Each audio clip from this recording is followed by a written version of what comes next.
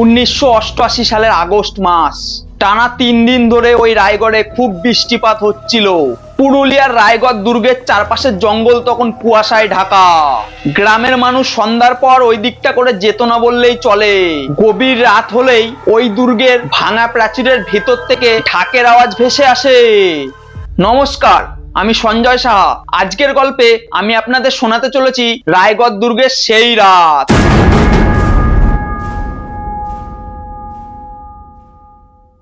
ওই গ্রামেই থাকতো 3 বন্ধু, হরিপদ, গণেশ আর রবিন। তারা কাঠ কেটে বাজারে বিক্রি করে জীবিকা নির্বাহ করত। একদিন বিকালে ওদের কানে হঠাৎ খবর এলো দুর্গের পাশের জঙ্গলের ঝড়ে নাকি অনেক বড় বড় গাছ পড়ে গেছে। ওরা 3 জন তখনই ঠিক করলো ভোরে কাঠ কাটতে না গিয়ে সেই রাতেই কাঠ কেটে আনবে, কারণ সকালে গেলে ওদের আগে অন্যজনা পৌঁছে কাঠ কেটে নেবে। ঠিক সেই সময় গ্রামের এক প্রাপ্তবয়স্ক গদাধর কাকা তাদের শুধু একটি কথাই বললেন, রাত 12টার পর যদি কোনো ঢাকের আওয়াজ শুনিস তাহলে কোনো অবস্থাতেই সেই শব্দের দিকে যাবি না। কিন্তু এই কথা শুনতেই তারা 3 জন বিদ্রূপ করতে লাগলো। তখন রাত 11:40। তারা লণ্ঠন হাতে একে একে পৌঁছে গেল সেই দুর্গের জঙ্গলে। তারপরই তারা নিশ্চিত মনে কাঠ কাটতে লাগলো। প্রথম 1 ঘন্টা সবকিছুই স্বাভাবিক ছিল। হঠাৎ বাতাস থমে গেল। চারপাশে তখন নিস্তবতা নেমে এলো, যে নিজেদের শ্বাস ফেলার শব্দ স্পষ্টভাবে শোনা যাচ্ছিল। ঠিক তখনই দূর থেকে কিছু একটা শব্দ তাদের কানে ভেসে আসে। আসলে সেটা ছিল ওই ঢাকেরই আওয়াজ। রবিন বলল, এত রাতে আবার ঢাক বাজাচ্ছে কে? তৎক্ষণাৎ হরিপদ বলে, চল গিয়ে দেখে আসি। গণেশ বলল, যাস না ওদিকে, বরং আমরা বাড়ি ফিরে যাই। কিন্তু তারা দুজন গণেশের কথা অমান্য করে সামনের দিকে এগিয়ে যেতে লাগলো। দুর্গের ভাঙা ফটক পেরোতেই দেখা গেল মাটিতে চাকা চাকা গোল গোল অদ্ভুত ধরনের দাগ, যেন কেউ বহু বছর আগে আগুন ধরিয়ে ওখানে অনুষ্ঠান করেছিল। হঠাৎই তখন লণ্ঠনের আলোটা একবার জ্বলে উঠে আবার নিভে গেল। চারপাশে তখন আরো চাপা অন্ধকার নেমে এলো। তার পরের মুহূর্তেই একসঙ্গে অনেক মানুষের হাঁটার শব্দ শোনা গেল, কিন্তু সামনে কেউ নেই। গণেশ ভয়ে চিৎকার করে ওঠে। ঠিক সেই সময়ই ঢাকের আওয়াজ ধীর হয়ে গেল, কিন্তু তার বদলেই ভেসে এলো ফিসফিস করে বলা একটি কথা, তোদের আজ ছাড়বো না।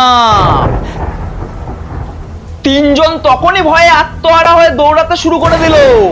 আর দৌড়াতে দৌড়াতে তারা দুর্গের বাইরে বেরিয়ে আসে। কিন্তু বাইরে বেরিয়ে আসতেই দেখে হরিপদ নেই।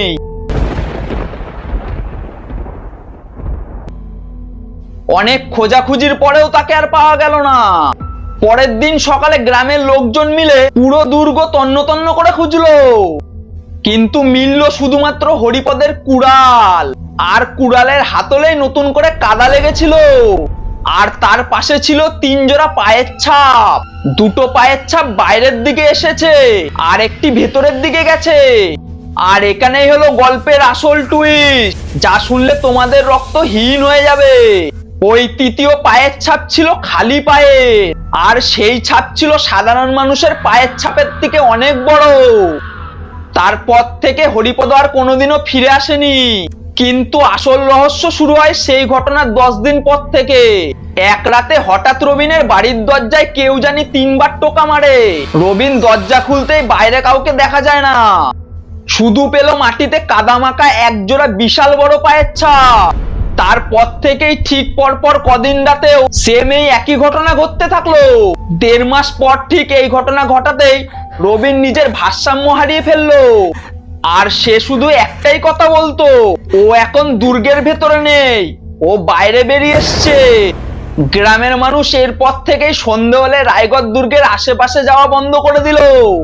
আজও নাকি বর্ষার রাতে ওই দুর্গের কাছাকাছি কেউ যদি দাঁড়িয়ে থাকে তাহলে নাকি ওই দূর থেকে ঢাকের আওয়াজ শোনা যায়। আর সেই আওয়াজ যতই কাছে আসে ততই মনে হয় কেউ একজন তার ঠিক পিছনে দাঁড়িয়ে আছে। কিন্তু ভুল করেও পিছনে তাকানো যাবে না, কারণ গ্রামবাসীদের বিশ্বাস, যাকে সেই রাতে ডাকা হয় সে আর কখনো বাড়ি ফিরে আসে না। তো এই ছিল আজকের পুরো গল্প। কেমন লাগলো কমেন্টে জানাতে ভুলবে না। ভিডিওটা যদি তোমাদের ভালো লেগে থাকে তাহলে ভিডিওতে একটি লাইক দিয়ে চ্যানেলটি সাবস্ক্রাইব করে আমার পাশে থেকো। ততক্ষণ হর হর মহাদেব।